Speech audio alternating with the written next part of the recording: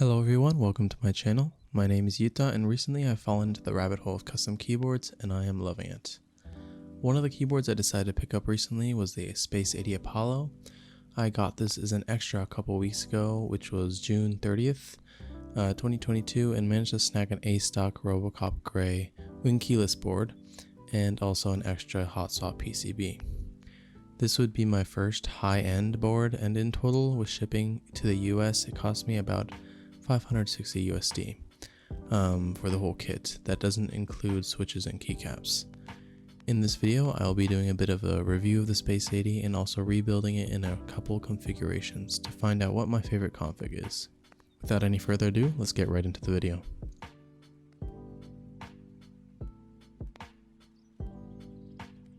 Let's first get into what is included in the Space80 package. The Space80 comes in this beautiful Apollo branded gray designer packaging and is very well presented. Inside you'll find two plates, FR4 and polycarbonate, a solder PCB, Poron and silicone pads, a noise reduction pad, and also a box of tools that includes everything you need, including a gray studio screwdriver and some nice tweezers. And also, of course, the Space80 itself. Overall, the package is great with the two plates by default and the nice tools, and the packaging itself is very neat, labeled, and organized, and comes packed to the brim in fitted foam. Overall, it seems like a lot of thought has gone into the whole package.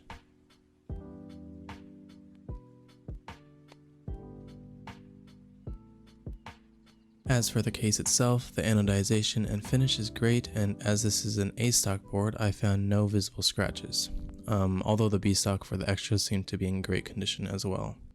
The top features a black badge for the Robocop variant, with a silicone LED diffuser, more on this later. The sides of the case also feature an acrylic LED diffuser all around the edges that in the top right hand corner protrudes out a bit, much like the LED diffuser on top. The back of the case also has an engraving of Gray Studio, and overall, at least on the gray version of the board, is fairly minimal. The bottom of the case features a very nice PVD coated brass weight with, once again, more LED diffusers, creating a very nice floating look. The weight itself has an engraving of Space80 Apollo. Back to the silicone LED diffuser on top. This is one thing that people have been complaining about, and yeah, I definitely feel that it is a bit annoying because since the silicone diffuser is just held in with like friction, if you push on the part that's protruding out, it actually pushes it down, and there's not really any way to get it back up without like taking apart the whole entire case. So that is quite annoying. I hope somebody comes up with a fix for that, but otherwise, I don't know, it's a pretty small thing, so yeah. Overall, I love the design of the board, and while it may not be for all with this futuristic RGB look, I think that it is quite tasteful and not overly aggressive in looks.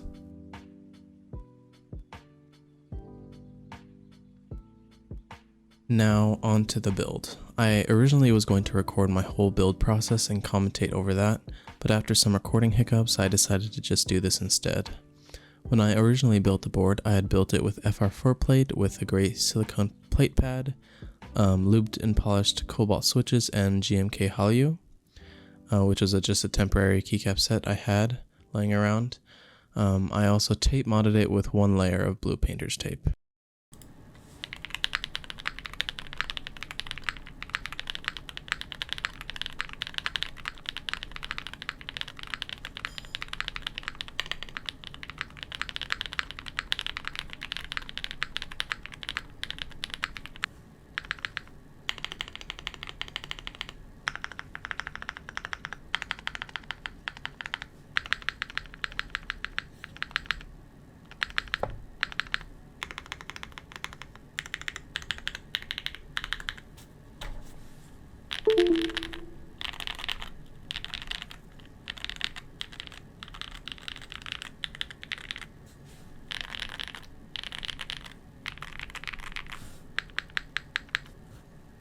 While I did like the sound of the board, I felt that it could be improved and I wanted to test out other configurations. I first wanted to test out the PC plate, so I first had to take apart the board completely. While that goes on in the background, this sounds like a perfect time to talk about the overall difficulty of building the board, coming from a beginner in the hobby. The Space80 was a lot of fun for me to build and was fairly straightforward, and a lot of that had to do with the packaging.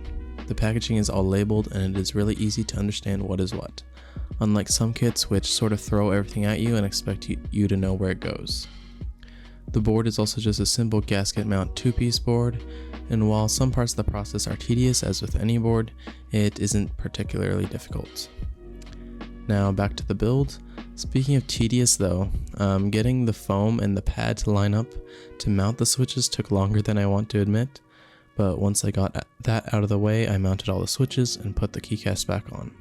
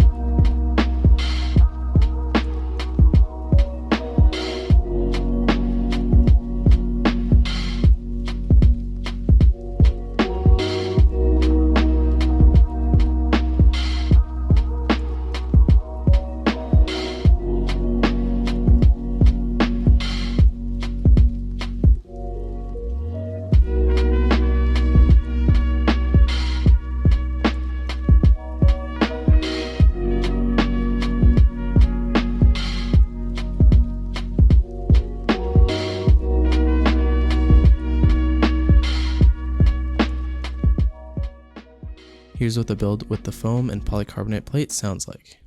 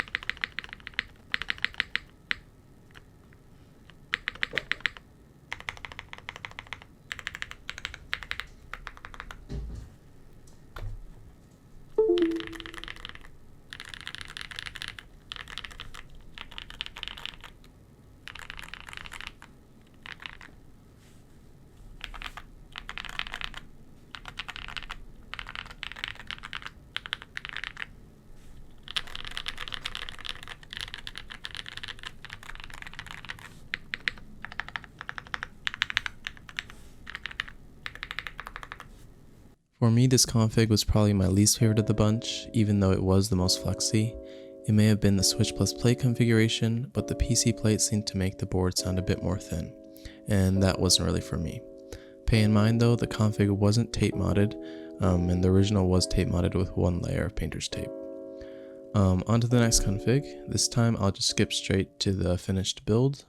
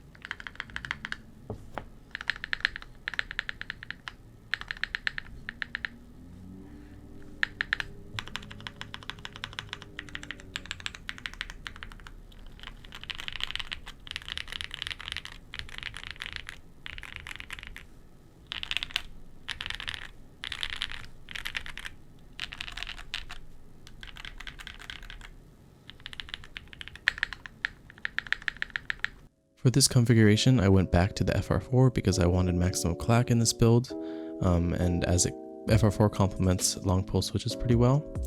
I also kept the foam over the original silicone pad that I had installed, and yeah, I like this config a lot better. I felt that it was a good in-between as it allowed for a bit more flex while also keeping the clack of the FR4 plate. Keep in mind though, this board is not very flexy in any of the configurations I built, since I did have foams included. Now that I was content with trying out different variations of the Space80 and was satisfied with the current configuration, I decided to do just a little bit of modding and added 2 layers of tape on the PCB to complete the build. And now, finally after a couple of hours, I was done.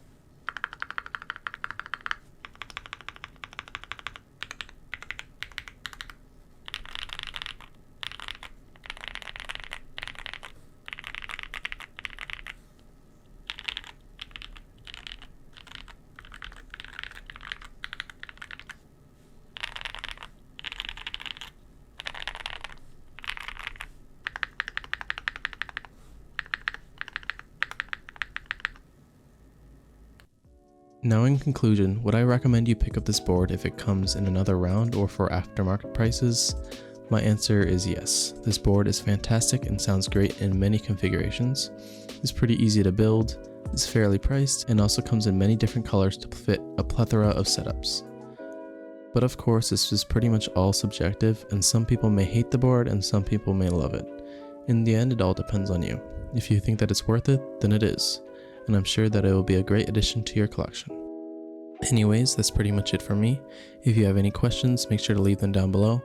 I also do have a few boards coming in the future, so stay on the lookout for those. Otherwise, I hope you enjoyed the video, and I will see you guys next time. Peace.